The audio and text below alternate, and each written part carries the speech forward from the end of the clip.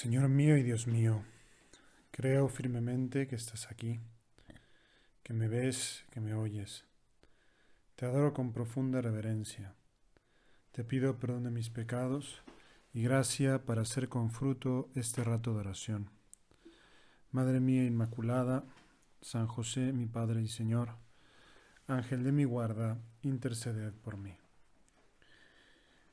Hoy quiero, Jesús, para hacer mi oración, no servirme del Evangelio de la misa de hoy, sino más bien de la memoria litúrgica del día de hoy. La misa que se puede celebrar, no es obligatorio celebrarla, pero se puede celebrar en la iglesia, que es la memoria de los primeros mártires de la Santa Iglesia Romana, es decir, de la primera persecución que los romanos hicieron de los cristianos, pues hubo una gran cantidad de mártires que sufrieron atroces tormentos y cuyo testimonio nos ha llegado a través tanto de escritores paganos como Tácito en sus anales o de escritores cristianos como San Clemente Romano en su carta a los Corintios, que nos narran los atroces tormentos que sufrieron los primeros cristianos en esa primera persecución. Y como explicaría después Tertuliano, la sangre de los mártires es semilla de nuevos cristianos. Y pensaba que siguen siendo un modelo para nosotros precisamente porque eran personas que se tomaban muy en serio su fe. Personas que se tomaban su fe hasta sus últimas consecuencias y que incluso estaban dispuestas a dar la vida con tormentos tan atroces como ser crucificados o ser quemados vivos, que eran entre las cosas que se les hacía a esos primeros mártires cristianos. Una situación realmente muy dolorosa y al mismo tiempo muy heroica de su parte. Esa primera persecución que sucedió en torno al año 64 o 67 de nuestra era, pues marcó con la sangre el camino de los primeros seguidores de Cristo.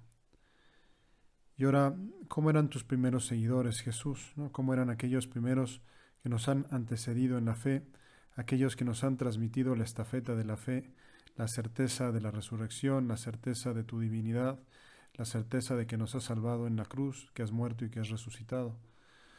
Pues lo maravilloso o lo realmente sorprendente es que aquellos primeros cristianos eran como tú y como yo, eran gentes normales, eran personas en su mayoría fieles laicos, es decir, no clérigos, aunque también hubo clérigos, obispos, incluso papas que murieron por esa persecución. En concreto, pues el primer papa, San Pedro, uno de los primeros apóstoles, San Pablo, murieron en esa persecución de Nerón. Pero digamos que la inmensa mayoría de los mártires eran fieles corrientes, fieles comunes, que se habían tomado su fe en serio.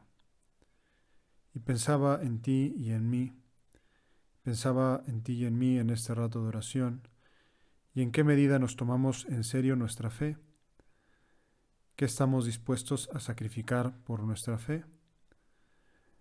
Aquellos primeros mártires cristianos estaban dispuestos a sacrificarlo todo, la hacienda, la honra, la vida. En algunos casos podían ser desterrados, en otros confiscados sus bienes, y en los casos más dramáticos, pues ser muertos, a veces condenados a ser devorados por los leones, otras veces crucificados, otras veces quemados, puestos como antorchas vivas para alumbrar la ciudad de Roma, una cuestión realmente cruel y salvaje. Pues nosotros, en cambio, ¿qué estamos dispuestos a dar por nuestra fe? Jesús, no permitas que se apague nuestra fe, que nuestra fe sea como un condimento, como un barniz superficial que nos ponemos y que no penetra en lo más profundo de nuestro ser. Que no tengamos una fe superficial. Y llama la atención, repito, que la inmensa mayoría de esos mártires, cuyos nombres desconocemos, pues eran fieles laicos, eran fieles corrientes, eran fieles que se habían dado cuenta del inmenso tesoro que supone la vocación bautismal y que estaban dispuestos a jugarse la vida por ser fieles a su bautismo. que se daban cuenta de que en ese bautismo tenían una llamada a una vida de plenitud, a una de vida de gracia, a una santidad eximia como la que alcanzaron con el supremo testimonio de su sangre. En aquella época, por ejemplo, no había todavía órdenes religiosas, no había religiosos, no había personas que se consagraran a Dios. Bastaba el hecho sencillo y sublime del bautismo para darse cuenta de que cada cristiano está consagrado, es decir, cada cristiano está llamado a ser santo, cada cristiano es propiedad de Dios y tiene que ser fiel a Dios hasta sus últimas consecuencias. Normalmente Jesús, y te lo agradecemos en nuestro contexto, pues no será necesario que demos el supremo testimonio de nuestra vida. Si se diera la circunstancia, te pedimos desde ahora que nos des la fortaleza para enfrentarlo. Pero lo normal será que tengamos que dar testimonio a veces en un mundo secularizado, en un mundo paganizado, en un mundo hostil a la fe, en un mundo crítico a la fe. Y te pedimos desde ahora, Señor, que nos des la fortaleza que tuvieron aquellos primeros mártires, para no ser cobardes, para no avergonzarnos de nuestra fe, para dar testimonio orgullosamente hablando de que somos hijos de Dios, de que somos cristianos, de que amamos a Cristo, de que en medio de nuestras miserias y limitaciones y con nuestros pecados, luchamos por ser fieles a sus enseñanzas, que a veces no lo conseguimos del todo, pero que caídos nos volvemos a levantar y lo volvemos a intentar una y otra vez, fiados no de nuestras fuerzas, sino de su gracia, de su ayuda. Pues que seamos testigos creíbles del Evangelio.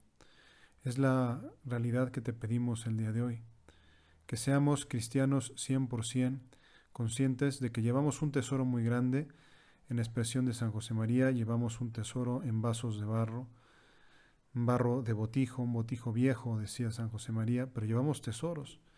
Esos tesoros que están empapados en la sangre redentora de nuestro Señor Jesucristo y que son el precio de nuestra eternidad. Y que con esos tesoros, lo sabemos muy bien, podemos vivificar un mundo cansado, un mundo herido, un mundo paganizado, un mundo hedonista, un mundo superficial. Nosotros tenemos la medicina maravillosa que es precisamente el difundir por todos lados la amistad contigo, la posibilidad que tenemos de vivir nuestra vida contigo. Por eso, Jesús, te pedimos que nos hagas como los primeros cristianos, que nosotros seamos también personas íntegras, personas que viven su fe hasta sus últimas consecuencias, personas que atraigamos con el ejemplo de nuestra vida limpia, que atraigamos con el ejemplo de nuestra vida alegre, que atraigamos con el ejemplo de nuestra vida caritativa, porque así se difundió el cristianismo original. No había grandes medios, no había grandes instrumentos, instituciones, no había universidades, escuelas. Todo era a base del tú a tú, del corazón a corazón, de persona a persona. Y se iba expandiendo el cristianismo como mancha de aceite, y se iba expandiendo el cristianismo como una epidemia de gripa por todos los rincones del Imperio Romano y más allá incluso de ellos. Pues que nosotros volvamos a vivificar esta sociedad cansada, esta sociedad materialista, esta sociedad hedonista, esta sociedad que no se da cuenta de la dimensión espiritual y de la apertura de la eternidad que tenemos los hombres, que seamos nuevamente testigos fiables de Jesucristo y que nos demos cuenta que a veces esa fidelidad a Jesucristo supone un precio a pagar. A veces podrá ser sufrir incomprensiones profesionales, incluso algún descalabro profesional. A veces será pues sufrir persecuciones, críticas, mofas, burlas. A veces alguien puede perder una buena ocasión de trabajo o ser despedido injustamente. Y eso ya lo estamos viendo.